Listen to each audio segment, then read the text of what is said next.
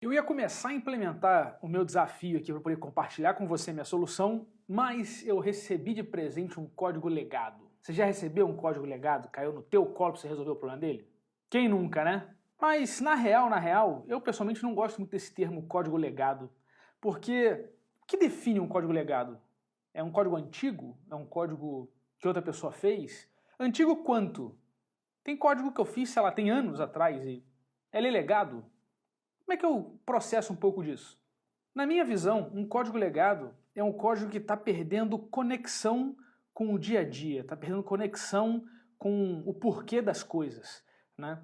É um código que alguém fez e nunca mais voltou, é um código que as pessoas só visitam para consertar um bugzinho e largar aquele troço lá funcionando sabe-se lá quanto tempo, é um código que as pessoas não querem lidar com ele, é um código que muitas vezes está pagando as contas e está todo mundo desdenhando dele. Então, muitas vezes, o nosso juízo do que é ou não um código legado é em função do quanto a gente conhece aquele código, de quão atualizado ele está com as nossas práticas, né, contemporâneas e o quão fácil vai ser eu trabalhar com aquele material.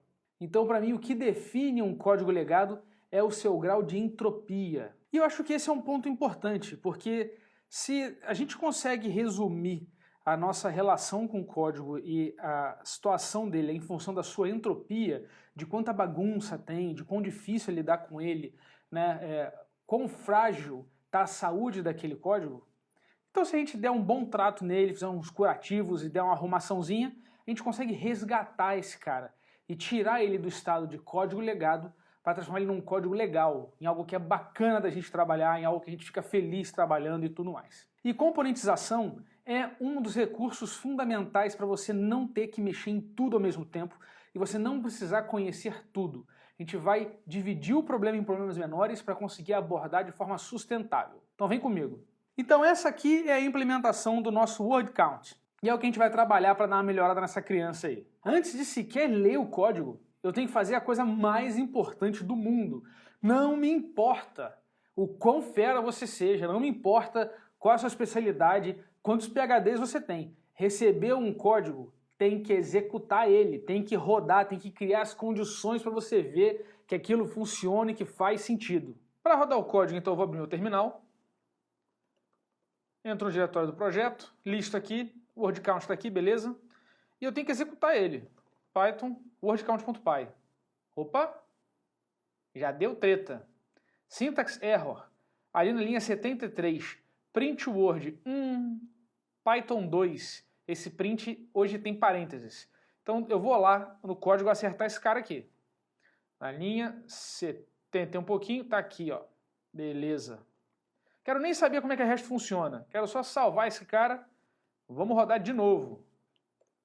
Opa, mais um problema, o mesmo problema na linha 91, sem problema algum. Vamos pegar lá embaixo, 91. Maravilha, mesmo problema. Salvo, rodo novamente. Legal, agora ele apareceu aqui os comandos. Ele espera, né, um menos count, ou menos top count e um arquivo. Mas eu não tenho arquivo aqui.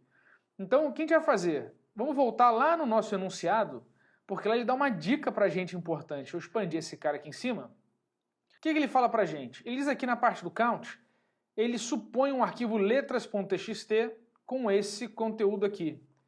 Vamos exatamente criar esse cara. Vem aqui, echo, bota esse conteúdo e jogo lá no letras.txt. Legal, agora eu posso rodar o comando que eu preciso. Python word count, menos count, letras.txt. Maravilha, tá aí, A2, B4, C3, exatamente como esperado aqui no nosso exemplo. Vamos rodar a mesma coisa para o nosso top count. Vamos ver aqui, ó. Ele espera que o B seja o primeiro. Vamos lá no terminal. Vamos botar aqui o top count. Maravilha, funcionou exatamente como esperado. Isso que a gente acabou de fazer é fundamental. Quantas vezes eu já vi gente fazendo um monte de mudança no código na esperança de não ter errado nada. A gente sempre vai errar. Programar é insistir no erro até que de repente as coisas funcionam. Então a gente precisa cercar o nosso trabalho para nos dar segurança do que a gente está fazendo. Então rodar o código é muito importante. Mas veja, esse código não tem teste. O que eu posso fazer então no caso de um código que não tem teste? Bom, na característica desse programa, ele recebe um arquivo e ele dá um resultado. E é sempre o mesmo resultado se for o mesmo arquivo. Então veja que eu tenho uma expectativa, que é o resultado, e tenho aqui uma entrada. Eu posso usar isso para amarrar a minha validação de que eu não quebrei nada. Então eu posso, por exemplo, pegar aqui a saída do top count e vou botar aqui para um arquivo topcount.txt. E eu posso pegar a saída do count e jogar aqui para um arquivo count.txt.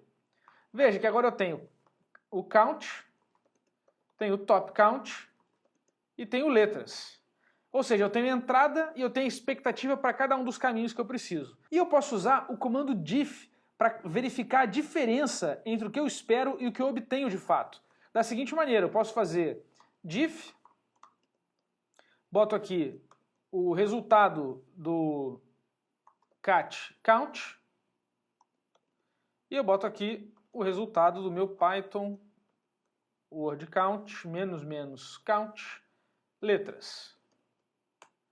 Ué, parece que ele não fez nada, mas fez, porque ele só mostra quando há diferença. Então se ele não fala nada é porque os dois resultados que ele está comparando ali são exatamente iguais. Quer ver? Vamos dar uma mudadinha nesse cara aqui, ó. Em vez de botar o cat count, deixa eu botar aqui o echo ASDF. Olha o que acontece. Ele mostra ali tudo que está diferente. Então dessa maneira eu consigo cercar o programa por fora do código e criar o que a gente chama de golden file, que é arquivo de ouro. Então o count.txt e o topcount.txt são arquivos de ouro, ou seja, eles refletem o resultado que eu espero sempre obter. E aí, para cada mudança que eu faço no código, eu vou validando se eu mudei o código e mesmo assim ele continua dando o resultado esperado. Dessa maneira, sem ter que criar nenhum framework de teste nem nada, eu poderia validar esse código sem nenhum problema pela linha de comando. E eu posso inclusive combinar os dois, fazer os dois diffs, né, o do count e do top count, garantindo que os dois estão funcionando sem mostrar nenhuma diferença. Isso é legal, eu já usei várias vezes, mas eu gosto de implementar de maneira diferente. Eu gosto de fazer a mesmíssima coisa, só que utilizando o PyTest, que é a ferramenta que eu uso no Python. Então eu vou criar aqui o meu arquivinho de teste, test wordcount.py, e eu já tenho aqui preparado a receitinha do PyTest que eu vou te explicar como é que funciona rapidamente. Esse módulo faz exatamente o que a gente fez na linha de comando, só que utilizando o framework de teste do Python. Como é que ele funciona? Bom, vou começar de baixo para cima. Eu tenho aqui dois métodos de teste, o test count e o test top count. E eles recebem umas coisas malucas aqui que são do próprio PyTest. O capsys, que é capturar o output do sistema, e o monkey patch, que consegue fazer um patch durante a execução do código, ou seja, ele consegue pegar um objeto e fazer ele se comportar de maneira diferente durante apenas a execução do código. E aí o que eu faço é um assert aqui, run, que é uma função auxiliar que eu criei, o modo count, né, e vai passar o capsys e o monkey patch para ele, e eu quero validar que esse cara aqui, que vai de fato rodar o meu word count, que ele vai ter o resultado que é essa string aqui, que é exatamente o output que a gente colocou lá naquele count.txt. E eu faço a mesma coisa aqui para o top count. E esse run, ele funciona de forma muito simples. Ele faz um patch do sys_argv, ou seja, do elemento, do módulo do Python que armazena os parâmetros da linha de comando, para garantir que o argv, que o nosso word count vai acessar, que ele tenha esses parâmetros aqui, que é o wordcount.py, o modo que é menos count e o letras.txt. E assim ele roda o programa. E a partir daí eu pego a saída do standard output e coloco aqui no out, então retorno esse cara para comparar com a string.